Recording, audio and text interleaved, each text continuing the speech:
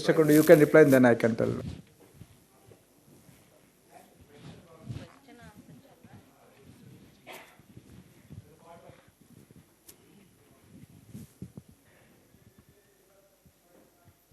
Oh, thanks.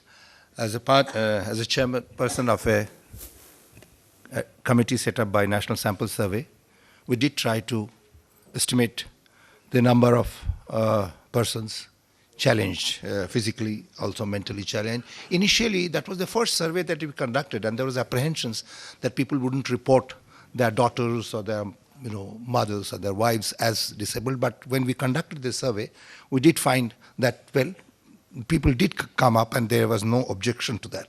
But percentage of challenged persons comes out to be less than 2%. And that is something surprising, because in the states, in the countries where much better health facilities are available, much better social security facilities are available, in the United States more than 4-5%. Basically because in India there is no incentive to report of disability, because there is no scheme which will provide the facilities. So I have a feeling that we do need to strengthen the facilities which are given for physically challenged and mentally challenged persons, and also we need to create the workplace and public space much more friendly for this. Looking at this specific question about ACCC, since I have been associated with the National Statistical Commission and I've looked at the ACCC data also, what we find is that people knew about it, that this data will be used for identification of the beneficiaries under different programs. And when you know that the data collection is taking place and the respondent would know that, I'm going to be directly benefiting from the response, so obviously the response error is likely to be very high. I have analyzed the survey data from National Sample Survey, which is conducted without respondents know that this is not going to be used for any policy purposes directly. Individuals will not benefit from this. And we do find that the deprivation in terms of land availability is much less in the NSS data compared to ACCC data. So we identified 5-6 dimensions. We inevitably find that ACCC data reports much higher level of deprivation than reported by National Sample Survey, which really makes ACCC data somewhat suspect. I can tell you even literacy data. Percentage of illiterates is much higher in the ACCC data compared to the National Sample Survey data. And ACCC data is out of the trend that we have. So basically, one would have to really look at the validity of the ACCC data in much greater detail. I can share something. I'm associated with a big survey, national level survey for Swachh Bharat Mission. When our enumerators go and ask people that, do you have a toilet? The person immediately thinks that I'm going to get 11,000 rupees. The response is no. We don't have a toilet. So we have to design the questionnaire in such a manner. What do you do? What does your wife do? What does your daughters do?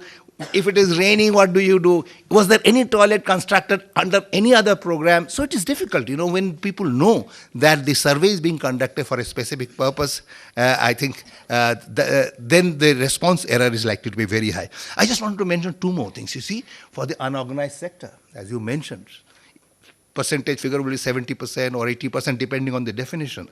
We have a major program of Atal Pension Yojana. And we thought that this is a fantastic step.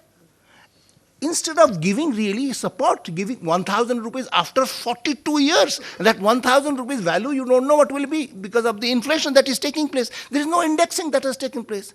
And while the richer people get massive interest subsidies legally or illegally, here is an unorganized sector worker. Why can't you give 10% rate of interest on their giving 7.1%, whereas the people who are above poverty line, people like me, I have deposited money, I've got 8.5%. I don't understand why such a low rate of interest should be given. Also, there are unorganized sector people who may not be able to pay regularly because the person is unemployed. Why can't the government have a system of really taking care of that? Instead of throwing them out or giving them the money that you have deposited, they should be retained. So I think this is a serious issue. And I just wanted to mention that, if you have 30,000 rupees as the upper limit for RSBY, Rashtriya Swasthya Bima Yojana, if any insurance company pays one family 30,000 rupees, On an average, the insurance company is getting only 500 rupees, which really means for 60 families, they will not get anything.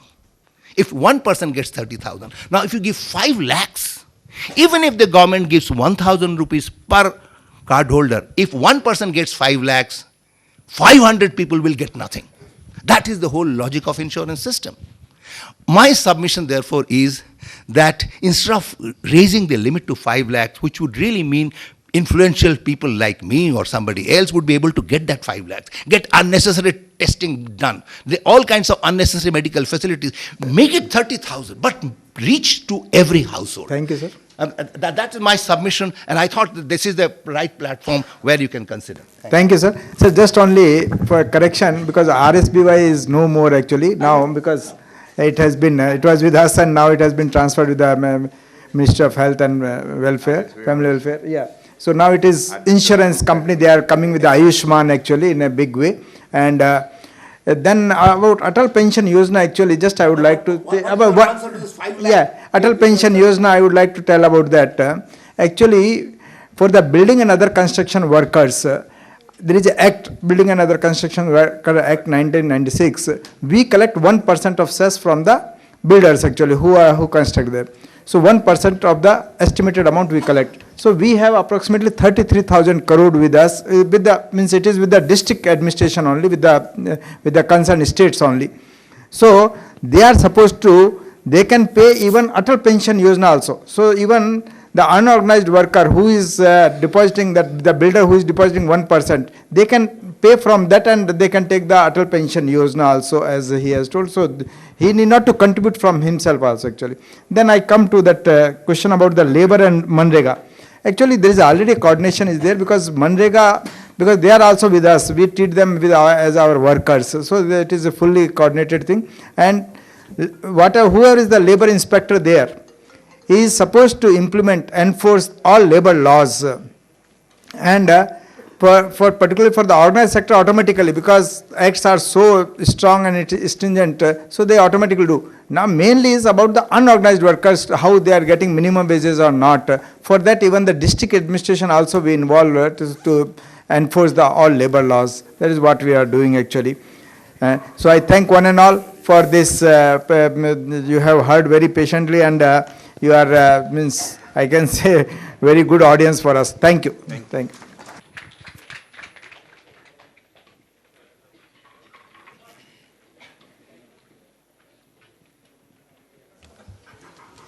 And we'll go for lunch now, and request is around 2:30. We can assemble here again for the next session. Everyone, we are going to start our next session, that is on creating sustainable livelihoods and decent jobs. Unfortunately, we are not having Sri Yaduvendra Mathur, Additional Secretary, with us. In his place, Dr. P.K. Anand, Visiting Fellow with RIS and earlier with Niti Aayog. He is going to lead us in this discussion. May I kindly invite on the dais Professor H.S. Shailendra, Sri Atal Dallu, Joint Secretary, Sri Anil Meshram, and Sri Ashyam Reddy from ILFS.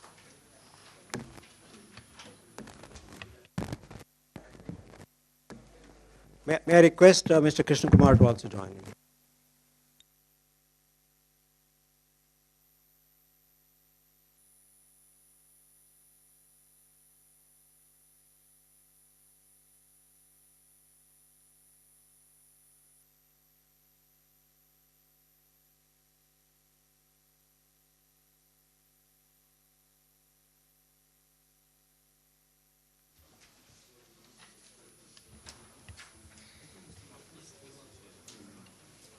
I think it's a commendable presence after lunch, and we are talking in terms of poverty.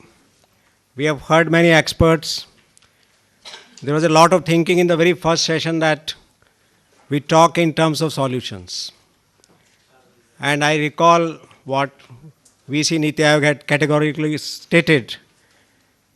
Let us find out 5-7 point हम ऐसे निकाल लें that these points become our take home points कि हमें आगे करना क्या है. Now before I take it up further, as Mr. Dullu has to go back, he has a meeting with the minister, I give him the floor and I request that speakers confined to not more than 10 minutes. The reason being that we would like to have benefit of the illustrious audience sitting over here. Thank you.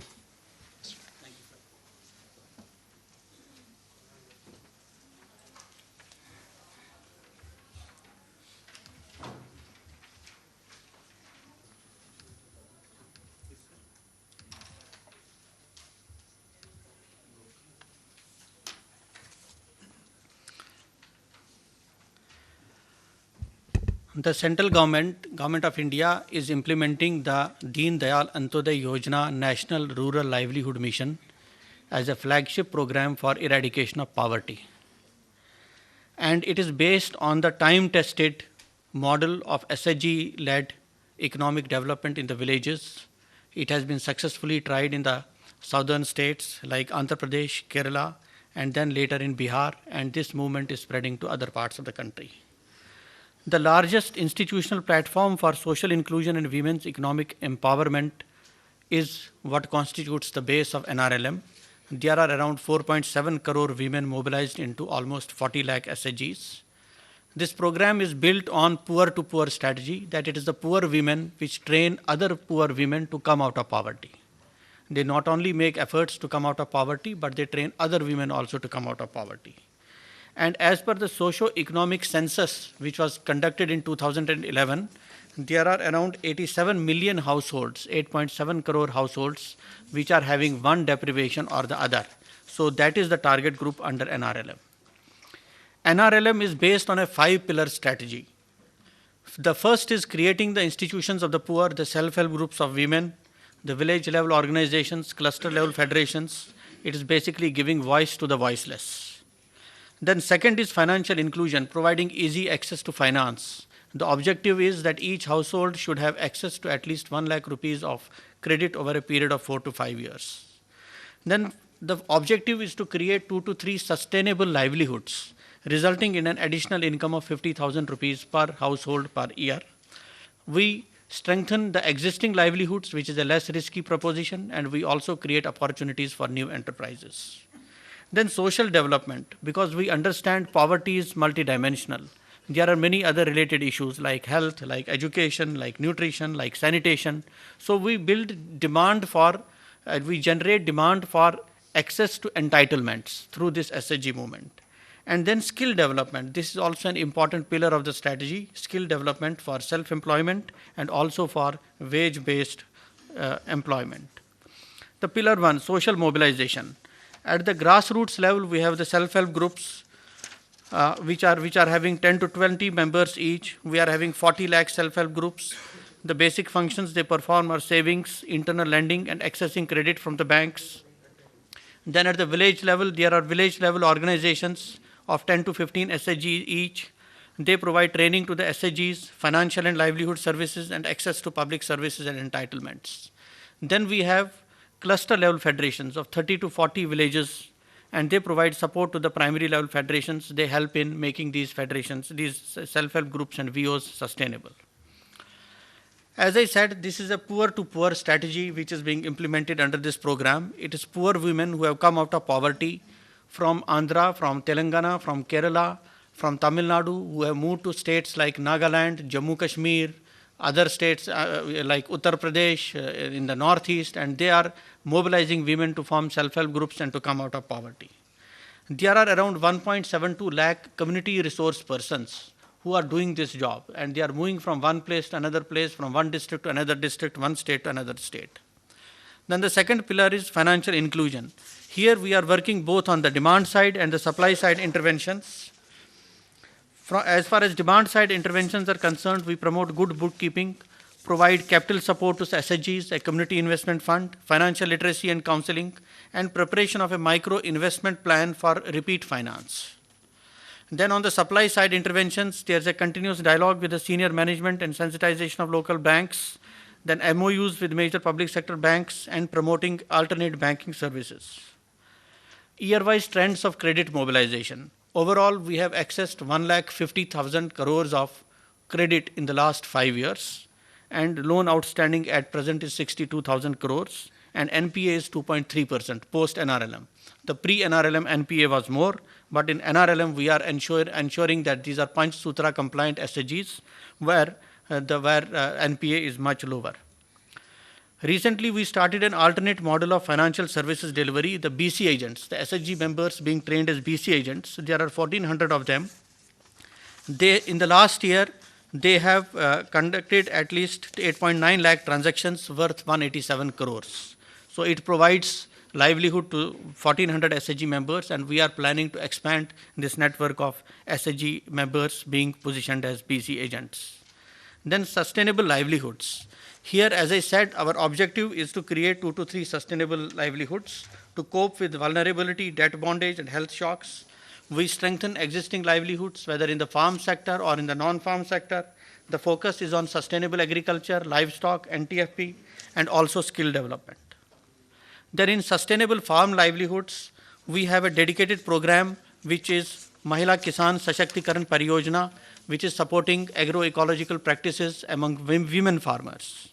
And there are around 3.3 million women farmers which are trained and supported. There are around 22,000 community resource persons, the Krishi Sakhis, the Pashu Sakhis,